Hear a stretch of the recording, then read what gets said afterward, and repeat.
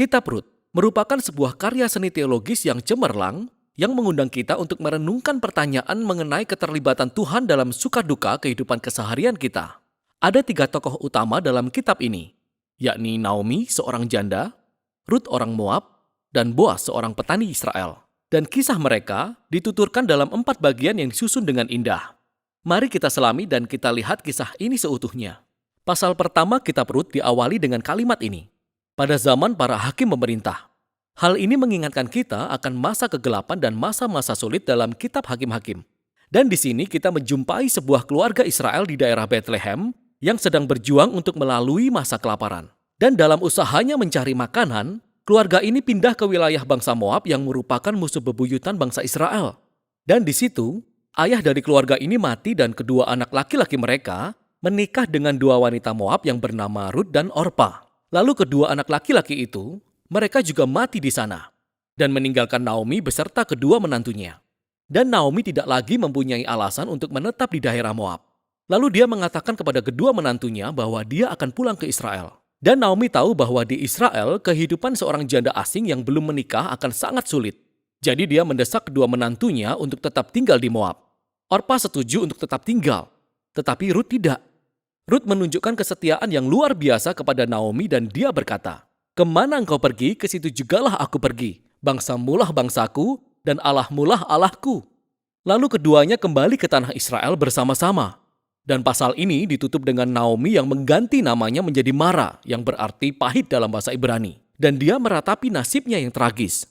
Pasal kedua diawali dengan Naomi dan Rut yang berdiskusi tentang kemana mereka akan mencari makanan. Dan kebetulan saat itu adalah masa awal panen jelai. Lalu Rut pergi untuk mencari makanan dan secara kebetulan dia memungut jelai di tanah milik Boas yang ternyata masih merupakan kerabat Naomi. Kita diberitahu bahwa Boas adalah seorang pria berkarakter mulia dan dia memperhatikan Rut. Dan setelah Boas mengetahui latar belakang Rut, dia menunjukkan kemurahan hati yang luar biasa kepadanya. Boas membuat ketentuan khusus supaya Rut, si imigran ini, bisa memungut jelai di ladangnya. Dengan melakukan ini, Boas sebenarnya sedang menaati perintah dalam hukum Taurat, yakni menunjukkan kemurahan hati kepada para imigran dan orang-orang miskin. Boas sangat terkesan dengan kesetiaan Rut kepada Naomi. Dia mendoakan Rut bahwa Tuhan akan memberi upah atas keberanian Rut. Lalu pulanglah Rut hari itu, dan Naomi mendapati bahwa Rut bertemu dengan Boas, dan dia sangat senang. Naomi berkata Boas adalah penebus keluarga. Nah, mengenai istilah penebus keluarga ini, sebenarnya hal ini merupakan tradisi di Israel, yang mana apabila seorang suami mati dan meninggalkan istri atau anak atau tanah, maka seorang penebus keluarga wajib untuk menikahi janda tersebut, mendapatkan tanahnya dan melindungi keluarga itu. Sehingga Naomi mulai berharap bahwa mungkin masih ada masa depan bagi keluarganya. Pasal 3 diawali dengan Naomi dan Rut yang menyusun rencana untuk membuat Boas mengetahui situasi mereka. Jadi Rut akan berhenti mengenakan pakaian seorang janda yang sedang berkabung, dan dia akan memberi tanda bahwa dia siap untuk dinikahi. Lalu Rut pergi menemui Boas di ladangnya malam itu. Dan ketika Rut mendekat, Boas terbangun. Dia sangat terkejut. Rut menunjukkan maksudnya dengan sangat jelas. Dia bertanya apakah Boas berkenan untuk menebus keluarga Naomi dan menikahinya. Boas sekali lagi dibuat kagum oleh kesetiaan Rut kepada Naomi dan keluarganya. Dan Boas menyebut Rut sebagai wanita berkarakter mulia. Itu adalah istilah yang sama yang dipakai untuk menggambarkan wanita yang ada di Amsal 31. Lalu Boas meminta Rut untuk menunggu sampai keesokan hari. Dan dia akan menebus Rut dan Naomi secara resmi di hadapan para tua-tua kota. Sehingga pasal ini berakhir dengan kembalinya Rut kepada Naomi, dan mereka sama-sama takjub atas segala sesuatu yang baru saja terjadi. Di pasal 4, semua itu menjadi kenyataan. Namun pada menit-menit terakhir, Boas menemukan ada seorang anggota keluarga yang lebih dekat kepada Naomi daripada dirinya. Dan orang ini memenuhi semua persyaratan sebelum Boas untuk menebus keluarga Naomi.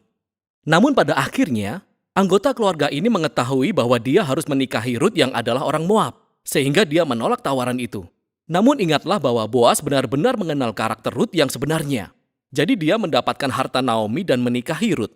Dan sama seperti di bagian awal bagaimana Rut sangat setia kepada keluarga Naomi, demikianlah Boas juga setia kepada keluarga Naomi. Kisah ini diakhiri dengan pembalikan kondisi dari semua tragedi yang terjadi di pasal 1. Jadi kematian suami dan kedua anak laki-laki tergantikan. Ketika Rut menikah lagi dan melahirkan seorang anak laki-laki yang mendatangkan sukacita bagi Naomi. Keselarasan kisah antara bagian pembuka dan penutup sungguh luar biasa. Jadi, ingatlah bahwa tragedi di bagian awal diikuti oleh tindakan kesetiaan yang ditunjukkan oleh Ruth. Dan ini sangat selaras dengan tindakan kesetiaan Boas yang membawa pada puncak pemulihan keluarga Naomi. Dan keselarasan ini juga menyoroti susunan dari pasal-pasal yang ada di kitab Rut. Jadi tiap-tiap pasal diawali dengan Naomi dan Rut yang membuat rencana untuk masa depan mereka. Dan hal ini diikuti oleh pertemuan yang ajaib antara Rut dan Boas. Dan tiap-tiap pasal ditutup dengan Naomi dan Rut yang bersukacita atas apa yang terjadi. Kisah ini disusun dengan sangat indah. Dan susunan itu sebenarnya berhubungan dengan bagian yang sangat menarik dari kisah ini. Dan bagian itu adalah betapa sedikitnya nama Tuhan disebutkan. Tokoh-tokoh dalam kisah ini berbicara tentang Tuhan beberapa kali. Tetapi penulis tidak satu kali pun menyampaikan bahwa Tuhan melakukan sesuatu secara langsung dalam kisah ini. Dan itu sungguh cerdas. Karena pemeliharaan Tuhan sedang bekerja di balik setiap adegan dalam kisah ini, menenun semua keadaan dan pilihan semua tokoh ini. Jadi Naomi, semua tragedi yang dialaminya membuat dia berpikir bahwa Tuhan sedang menghukumnya. Namun sesungguhnya keseluruhan kisah ini adalah tentang rencana Tuhan untuk memulihkan dia dan keluarganya. Dan Tuhan melakukan itu melalui Rut, melalui keberanian dan kesetiaannya yang membawa kesembuhan bagi kehidupan Naomi. Namun tidak tanpa Boas, seorang petani bijaksana yang murah hati dan setia.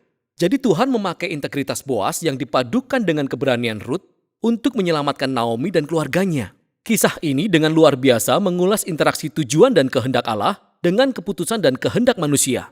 Tuhan merangkai kesetiaan dan ketaatan umatnya untuk mewujudkan tujuan-tujuan penebusannya di dunia. Dan itu membawa kita pada bagian akhir dari kisah ini.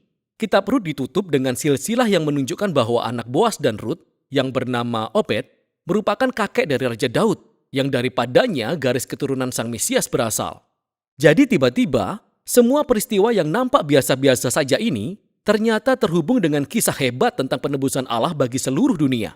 Jadi kitab Rut mengajak kita untuk menyadari bahwa Tuhan turut bekerja dalam kehidupan sehari-hari kita, bahkan di dalam hal yang tampak sepele. Dan itulah isi kitab Rut.